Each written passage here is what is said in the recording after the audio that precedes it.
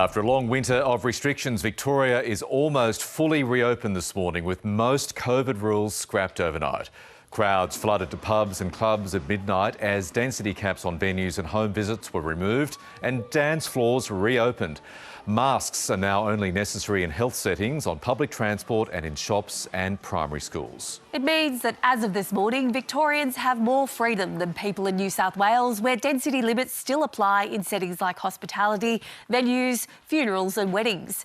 We're joined now by Melbourne Lord Mayor Sally Capp from Town Hall. Good morning, Sally. Good morning, Bridget. Sally, what does this announcement mean for Melbourne? Well, we feel that we are 99.9% back to normal life, but 150% in enthusiasm that these restrictions have lifted. Of course, the most important for us here in the city is masks off at desks in city workplaces. So we're looking forward to welcoming more workers back, but that's complemented by being able to now vertically drink, one of my favourite concepts out of COVID, and dance the night away. Of course, our events industry is now able to go full throttle. All of these things are really big strides forward to us returning to the Melbourne that we love to be. Yeah, it'd be great to see you back on the dance floor, Sally. Look, what about for businesses? Has this been enough time for them to prepare? Because there are some fairly major changes for them. I think so. I think that overall our businesses have been in this preparation mode for some time now. Of course, we've gone through phases where systems have been tested. They've been working really well, from big events like the Spring Racing Carnival, where that worked seamlessly, through to individual shop owners. We've lived with QR codes for a long time now in Victoria as well, of course, so we're pretty used to it.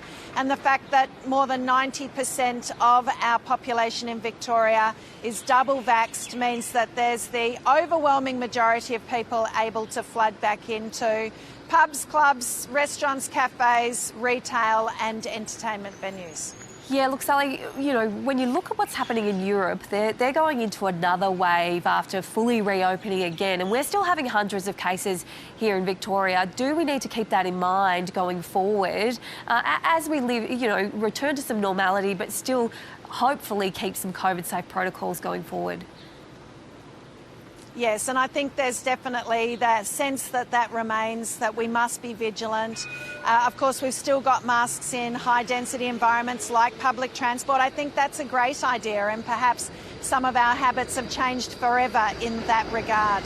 But as the city that's had the most days in lockdown, a population that have really been the most community-minded in adhering to restrictions, I feel confident that as we reopen, if we need to adjust and respond, we will. But vaccination is absolutely the game changer for us here in Victoria and Australia, and we should feel confident to make the most of it. There are some natural cautions still as well, Bridget, but those steps and strides forward are really important for us, building our confidence again. We've done the right thing, and it's now time to really enjoy the rewards of that.